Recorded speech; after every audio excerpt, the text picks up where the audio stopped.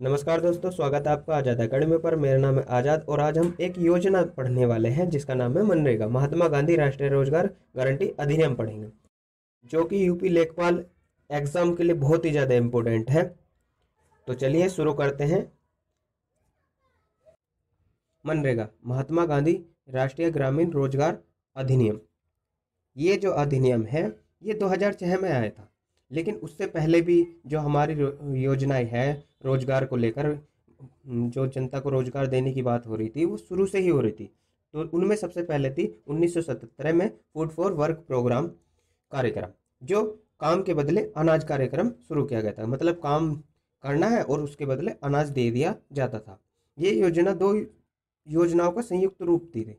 एक तो crash rural employment programme और दूसरी थी पायलट रूरल एम्प्लॉयमेंट प्रोग्राम। एक तो थी CREP जो 1969 में शुरू करी गई थी और एक थी PIREP जो 1973-74 में शुरू करी गई थी।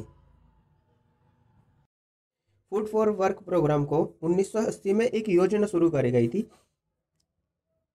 NREP, national rural employment programme. इसमें समाहित कर लिया जाता है इसी वर्ष इसको, फूड फॉर वर्क प्रोग्राम को 2001 में इसको दोबारा शुरू किया जाता है।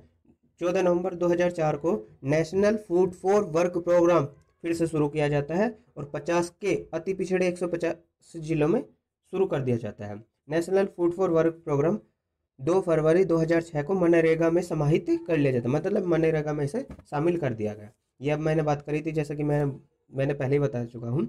NREP जो कि नेशनल रूरल एम्प्लॉयमेंट प्रोग्राम, जिसे इसमें शामिल कर लिया गया था। NREP क्योंकि फूड फॉर वर्क प्रोग्राम को 1980 में शामिल कर लिया गया था और मैंने ये बताया था कि उसी वर्ष बनी थी। मतलब ये सिर्फ बताया गया है कि इस वर्ष ये NREP बनाई गई थी। फिर क्या होता है, rural landless employment guarantee programme शुरू कराया जाता है 1983, 15 अगस्त 1983 में। इसमें क्या कहा गया था कि 100 दिन का रोजगार उपलब्ध कराने की बात कही गई थी। इसमें rural landless employment guarantee programme में। फिर क्या होता है, फिर एक योजना शुरू करी जाती है 1 अप्रैल 1989 को जवाहर रोजगार योजना, जिसे हम शॉर्ट में बोल रहे हैं JRY। जवाहर रोजगार योजना जो है ये 2 योजनाओं का संयुक्त रूप थी। एक तो नेशनल रूरल एम्प्लॉयमेंट प्रोग्राम और एक थी rural landless employment guarantee programme. इन दोनों का संयुक्त रूप कौन सी थी, जवाहर रोजगार योजना।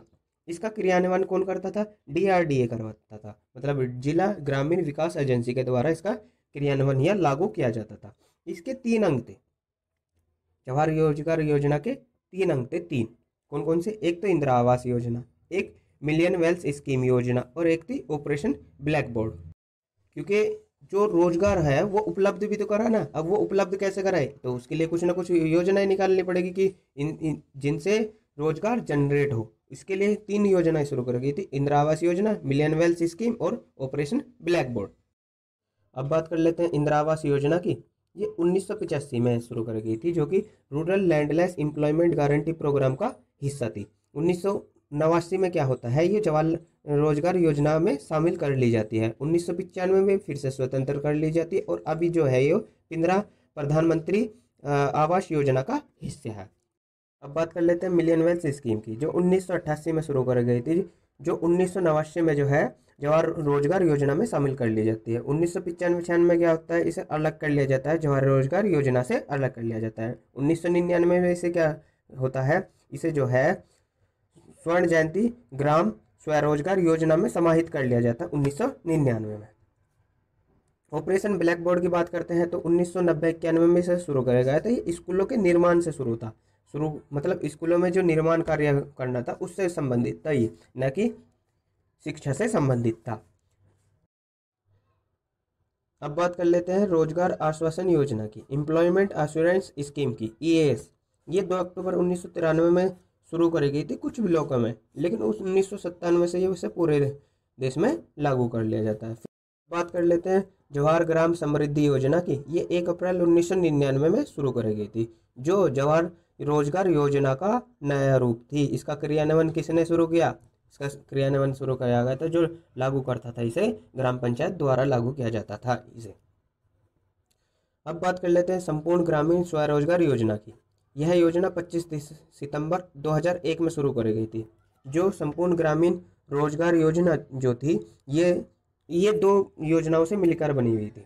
एक तो एम्प्लॉयमेंट एश्योरेंस स्कीम से, और एक थी जवाहर ग्राम समृद्धि योजना। ये दो जो स्कीम शुरू करी गई थी इससे पहले, ये वाली, एक तो रोजगार आश्वासन योजना और एक थी जवाहर ग्राम समृद्धि योजना। इन दोनों का नया रूप कौन सी थी? संपूर्ण ग्रामीण रोजगार योजना। इसका क्रियान्वयन कौन करता था? इसका भी क्रियान्वयन कौन करता था? ग्राम पंचायत द्वारा किया जाता। अब क्या होता है, Mahatma Gandhi national rural employment guarantee act आने से पहले इसका नाम था national rural employment guarantee act, मतलब नरेगा।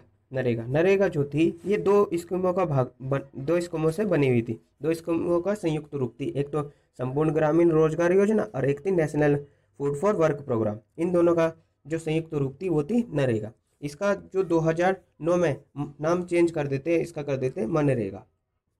अब नरेगा की बात करें तो ये 2 फरवरी 2006 में आता है, और 2009 में जैसा मैंने आपको बताया है इसका नाम चेंज कर दिया जाता है। इसका नाम कर दिया जाता है मनरेगा, महात्मा गांधी राष्ट्रीय ग्रामीण रोजगार गारंटी अधिनियम, जो कि 28 अगस्त 2005 में आया था और लागू हो जाता है 2 फरवरी 2006 को 150 जिलों में। पूरे भारत में अप्रैल 2008 से लागू हो जाता है। इसका उद्देश्य था कि जो वर्ष में काम जो है ना, एक किसी भी व्यक्ति को मनरेगा के अनुसार वो 100 दिन का कार्य उपलब्ध कराना उसका कानूनी अधिकार होगा। काम कितने दिनों में मिल जाएगा? काम 15 दिनों के भीतर भीतर मिलेगा।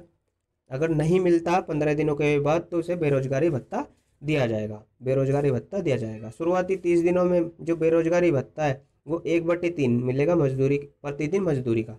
मतलब एक दिन में जितनी मजदूरी होता है उसका 1/3 उसे भत्ता मिलेगा। उसके बाद 1/2 उसको मजदूरी का, प्रतिदिन मजदूरी का भाग मिलेगा 1/2। काम कैसा मिलेगा? काम कहाँ मिलेगा? काम जो है 5 निवास स्थान, जो उसका रहने का जगह है उससे 5 किलोमीटर के दायरे के अंदर मिलेगा। अगर जो उससे ज़्यादा बढ़ जाता है दायरा, 5 किलोमीटर से ज़्यादा बढ़ जाता है तो उसे यात्रा का भत्ता दिया जाएगा। काम किस प्रकार का होगा? वो अकुशल प्रकार का होगा, मतलब मजदूरी टाइप का बोलते हैं जिसे। मतलब कोई ज़रूरी नहीं है कि इसमें उसे स्किल की ज़रूरत है, किसी स्पेसिफाई की उसे सिलाई आनी चाहिए या फिर कुछ मतलब उसे कुछ और ही आना चाहिए। मजदूरी पहले 182 रुपये थी जो अब बढ़ाकर 11% बढ़ाकर 202 रुपये कर दी गई। बजट की बात कर लेते हैं तो 2021 का बजट जो था 65,000 करोड़ रुपए था, जबकि इसका खर्च कोविड की वजह से क्या होता है, इसका खर्च बढ़ जाता है और खर्च हो जाता है 1,11,000 करोड़ रुपए। इसका खर्च हो जाता है, ठीक है, खर्च इसका 1,11,000 करोड़ रुपए हो जाता है। अगर जब बजट करते हैं, बजट की बात करें 21-22 की, तो 73,000 करोड़ रुपए इसका बजट है और 1,000 करोड़ रुपए इसको एक्स्ट्रा दिए गए हैं। तो टोटल बजट जो हो गया 83,000 करोड़ रुपए इसका बजट हो गया। अब बात कर लेते हैं केंद्र और राज्य के बीच, मतलब इनका जो केंद्र कितना आह्वान करेगा और राज्य कितना आह्वान करेगा, ठीक है। इसकी बात कर लेते हैं। जो मजदूरी है वो चाहे कुशल हो, अकुशल हो या अर्ध कुशल हो, वो तीनों तरह की मजदूरी जो है वो केंद्र देगा, केंद्र की तरफ से मिलेगी उसे मजदूरी। लेकिन अगर जो बेरोजगारी भत्ता दिया जाता है वो राज्य सरकार आह्वान करती है, और जो मटेरियल जो खर्च हो रहा है उसमें उसका 75% देगी केंद्र सरकार और राज्य सरकार देगी उसका 25% मटेरियल, ठीक है, आह्वान करेगी। इस योजना में बस इतना ही, और वीडियो को लाइक शेयर और सब्सक्राइब करें, और थैंक यू। मिलते हैं अगली वीडियो में।